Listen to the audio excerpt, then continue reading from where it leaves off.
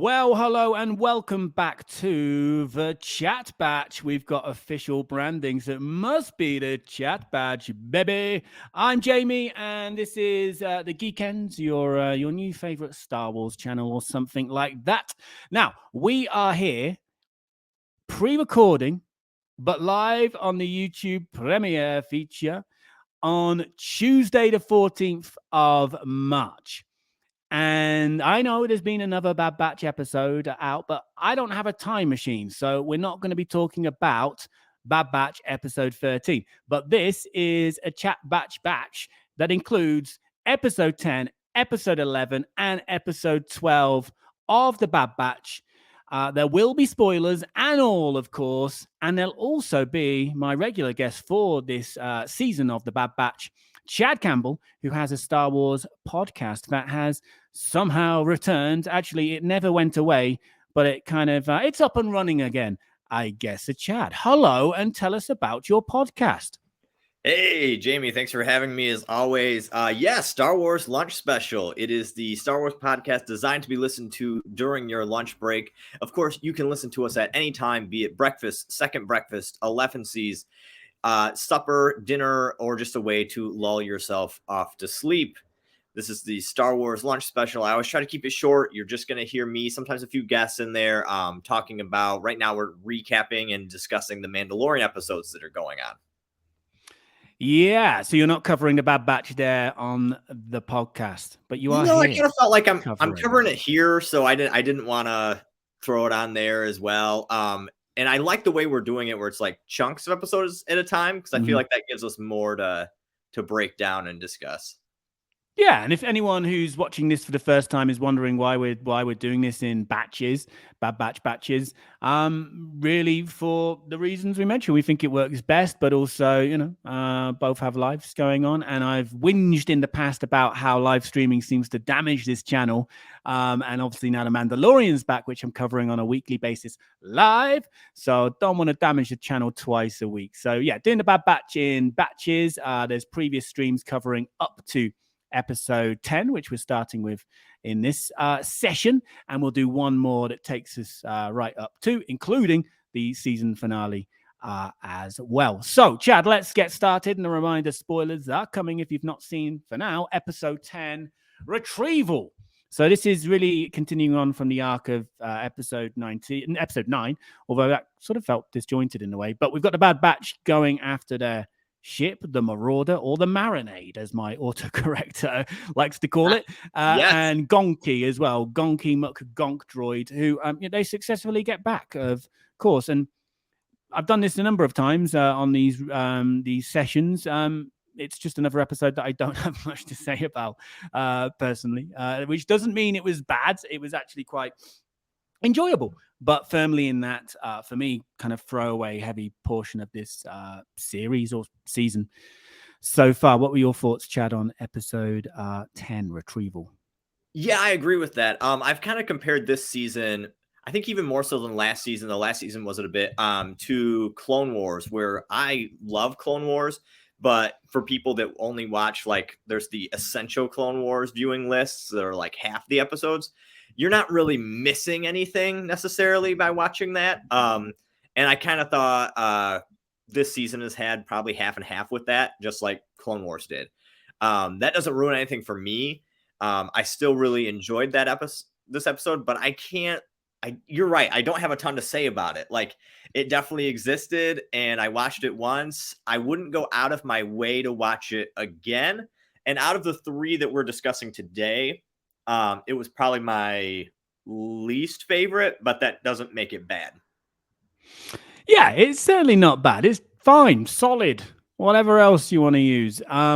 Yeah. And actually, these kind of episodes really help us doing these streams or pre-records, because we're trying to keep these kind of short and snappy discussions anyway, because there's plenty of in-depth, hours-long Star Wars analysis out there on YouTube. So we're trying to keep these ones short. So these episodes help us in that respect. So let's give this a score out of 10. And if you're here watching along on the premiere with the live chat, let us know your score there. If you're watching on the replay, aka in the future, let us know in the comments. Chad, what's your score out of 10 for episode 10? My score is a 7 out of 10. That's the same one I gave the episode with the Wookiee, and I thought this was probably on par with that. Tribe, that was that episode. Tribe might have been a little better, honestly, but I'd still give this one probably a 7. It was solid. I was into it, but it didn't majorly, at least not yet in the story, move the needle to towards anything. Yeah.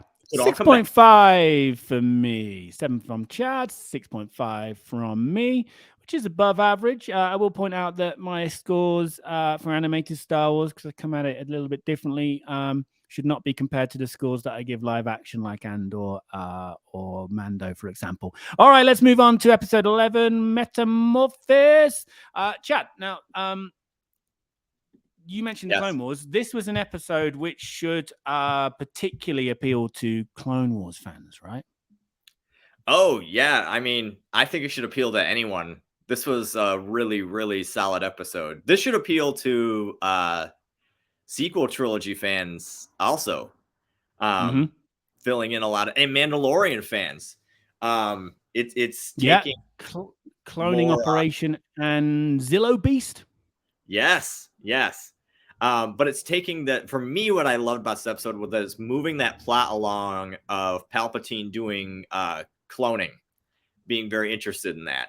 We had kind of discussed that in Mandalorian. We saw in season 2 episode, it was 3, 4, 5, somewhere in the middle. We had seen almost like a Snoke type thing inside this tube that they were working on. And here we kind of got, obviously we're just further tying this, that he is creating these multiple things. And I really, I dig it when they're adding lore to things and when they're giving answers to things. And Bad Batch this season, I think, has done that more than ever before. Like, they're explaining a lot, filling in a lot of gaps. And Star Wars is a franchise that has a lot of gaps to fill. And so I really appreciate it when that's done well. Yeah. No, I agree. This was definitely a very solid episode. And as you said, quite interesting with the suggestions, at least, of the gap filling. But I really loved there was a very dark, atmospheric opener with the Doctor and Nala Se, which brings us back to a thread from the season 1 closer, and this episode closed that way as well, with the Prime Minister, or former Prime Minister, appearing, and Amiga's importance to the storyline. The stuff in the middle was fine. It was good, actually, but I found the bread of this sandwich to be the particularly tasty section. So, is it the Zillo? What do you think is going on there exactly? Is it the Zillo Beast, or cloning maybe Palpatine, or both, that Nala Se is rejecting? I think it's probably both. I think the Zillo Beast, I don't know, man. I thought it was just,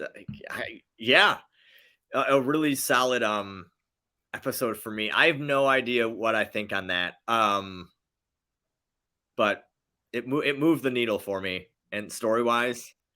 And that's, what do you think on that? Because I obviously am just stumbling here. Like, I have no idea. I don't know either. I was hoping you would know. That's why I asked you. But no, I mean, they didn't explicitly mention Palpatine, of course. The suggestion was more towards the Zillo Beast being the issue here. But I don't know. There seemed to be implications that of something force sensitive wise might have been at play as well, which would make sense, as you discussed, linking in with the Mandalorian and the sequel trilogy. Yeah. So I don't know. It just seemed hinted. Yeah, I'm interested in seeing. I hope they do a little more with that as the season goes and as the series goes. I think Mandalorian will start to do more. I have a whole theory of where I think these shows are going potentially. But that would ruin a part of Rebels for you, which you need to keep watching. But that's my fault for being so behind on Rebels. So punish me if you want. If you want to share your theory with the world. Well, do you know about the world between worlds? Yeah. All that stuff's been long Okay. spoiled, even before I started watching Rebels. I'm Okay. aware. I'm aware. I'm aware. All right. So that was direct. Favreau said that's a direct Narnia reference in the book Magician's Nephew. He finds it's like the water between worlds or something like that. It's different ponds that have like different timelines, basically. And that's exactly what World Between Worlds is. Guys, holy crap. This is a major spoiler alert. I should have said just major spoiler alert for those of you who haven't seen Rebels. Just, take this as you will, but you should watch Rebels. I think it's only me left, to be honest. Yeah, probably out of the ones who will I watch think you're this. Yes. safe. So they have all these different like portals basically to alternate timelines, alternate dimensions. And I think what's going to happen is that we're learning that Palpatine is also aware of this, which is why he started this clone thing, because he knows he has a lifeline here that's going to expire. So you might as well split yourself up and do the same thing in other timelines, take over. And that's what I think is going to be happening here. So we'll find something like that happening where so then the people who have all been, I'm like, these people are never in the sequel trilogy. What's going to happen? Well, they're going to have them go out and be on an alternate timeline, bringing down a version of Palpatine in these other worlds. Luke will refuse to go because he needs to stay on this. And it could end where Luke refuses to go because, look, he has to train his nephew. And that's what is important. So we still keep the Skywalker saga as canon because they've said they're not going to make that not canon or erase anything that happens in that. However, we're opening up other timelines that are no longer the Skywalker saga at all. It's just other timelines in Star Wars. So then we can have Mando and Ahsoka and Grogu and all this stuff. And then they'll probably come back at the end. And, not that long ago, it was a couple months ago, Daisy Ridley was spotted at Lucasfilm. Oh, really? Yeah, they said it was just for lunch. But like, no one's going to Lucasfilm just for lunch. So I think that Daisy Ridley is in discussion to play a part in these somehow. And it's very possible that there could be an episode 10 where she's training Grogu at once they all come back, because she destroys the main Palpatine or something from these dimensions that comes back. They spent too much money on the sequel trilogy. I mean, there's a whole theme park that revolves around it. They're not going to, as much as people might want them to, they're not going to erase it. No, you're right. They're not going to, and they shouldn't, to be honest. No, I agree. But they are going to, I think, find a way to keep it going and make things make sense. And that's the only one that I can think of using what they've set up that makes sense. Because it doesn't, otherwise, explain to me why Mando and Ahsoka completely avoided, everyone during the sequel trilogy. Yeah, to be honest, what you've said, whilst of course it is confusing, it does make sense and would help other things make sense that currently do not quite make sense. And Daisy Ridley has, in a number of interviews, put it out there that she's definitely looking for work at the moment. So I'm sure she would be. Yes, and that's new. When episode 9 came out, she didn't really have plans of returning to play the role. And just recently, when she was at South by Southwest or Cannes or something like that for another movie, she was like, "Oh, I'd love to come back. It was a great character." And like, I see what's happening here. I see what's happening. No, I could be completely wrong. I could absolutely be wrong and reading it completely different than what they have planned. But that, from a storytelling perspective, would make sense. And when I see episodes like this, it just reinforces that theory to me, because there's no reason that he's interested in making all of these clones. No, that there's some ridiculous fan theories out there, some fun ridiculous fan theories out there. I don't think this is one of them. It sounds pretty plausible. All right, so episode 11, Metamorphosis. What would you give it out of 10? 11, 10? No, 10. It's episode 11. 10. Out of 10 if you're watching on the stream live chat thing, or in the future, let us know. Chad, let us know yours, please. This is an 8.5 for me. 8.5 out of 10. Very, very solid episode. Not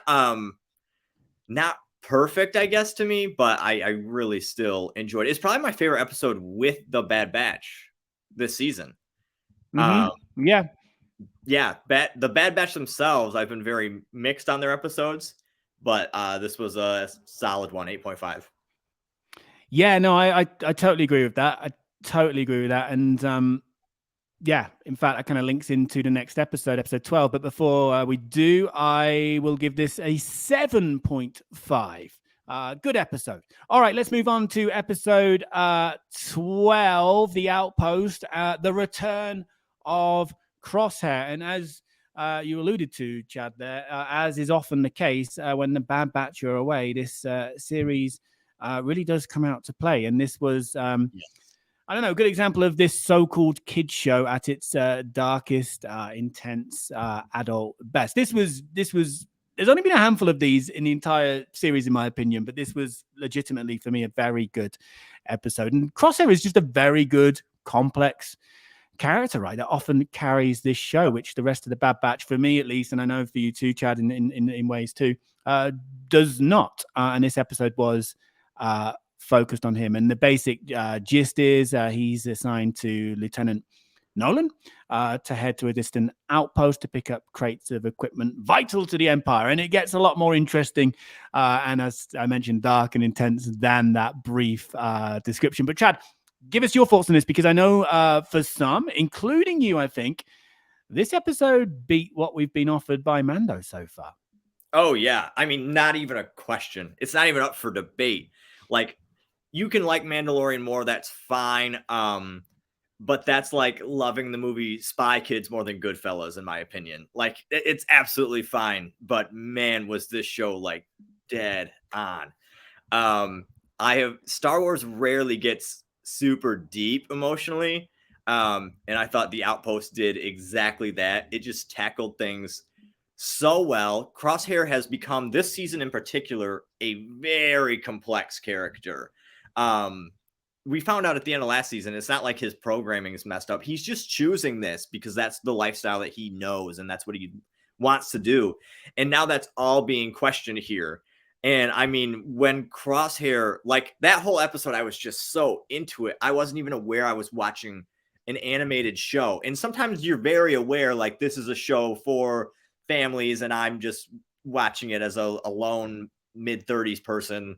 So, you know, I have to give it some slack. But that episode, no way was that for kids, man. Like, No, that was so deep. And when he shoots him at the end, Crosshair, I mean, that's everything I wanted. It was just like, I was floored by this episode. All of Crosshair's episodes this season have been what has made the Bad Batch so good. After a Bad Batch episode, rarely am I texting my friends being like, did you watch this? You have to be watching this. But after every Crosshair episode, I'm like, you guys are missing out if you're not here, because this is fantastic. And absolutely loved it. I mean, did you think he was dead at the end? Crosshair? No. I am interested to see what they're gonna do, because he's like on some surgical table now, and I just have no idea what's coming with that. But I was very excited. And then the other clone that he's with, you know, that's just another man following orders, and then he basically, you know, they let him die for it. And Crosshair's obviously having this moral dilemma of like, hey, that's my brother, man. Like, why did you just do that? He's a soldier. He's a good soldier following orders, and you still let him die. Like, do I mean nothing? And man, if it was deep, I was very, very impressed by how much it had to say and how well it said it. So whenever Star Wars can do that, that's why I loved Andor. I love those moments. So absolutely blown away. Yeah, man. We're gonna have to. There are some technical difficulties my end, which Chad is aware of. We're gonna have to wrap this up pretty soon. But I think you have summed up the episode very nicely. Yeah, such a complex character, so many layers to him, and he really does carry this show. And when he's there, I feel like I'm there. You know, I'm here for this series when Crosshair's about. So yeah, I'm going to give this an 8.5 out of 10, which is up there with the best of the Bad Batch so far for me. What about you, Chad? I got to give it a 10 out of 10.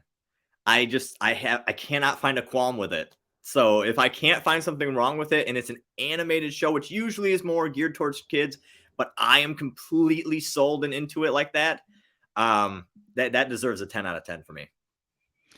Yeah, I was expecting that from you. And it's great. No, it's great. It's great. And you know, for those who and I was one of these people in the past who dismissed these series as being for kids. You know, this really an episode like this, you know, should wake you up to the fact that that's not always the case. You know, and there's something for everyone in the Clone Wars, in the Bad Batch, and Rebels. From what I've seen as well, you know, it's not just for kids. It's what Star Wars does best. Really makes content for everybody. Right. Yeah, let us know your scores if you're watching on the premiere live chat, or if you're in the future watching on the replay. Chad, thank you very much. I've linked to your podcast in the video description, so if you haven't already, please go and check out Chad's podcast. And we'll be back one more time to do another batch recording. So Chad, I'll see you for that. Thank you. Awesome. Take care. Thank you. And all of that stuff. We got to do the wave because we are still on the live system. All right. So start waving as I click end broadcast. And also, I don't know if I thanked Jones Capone for doing this graphic years ago now, which I've still got.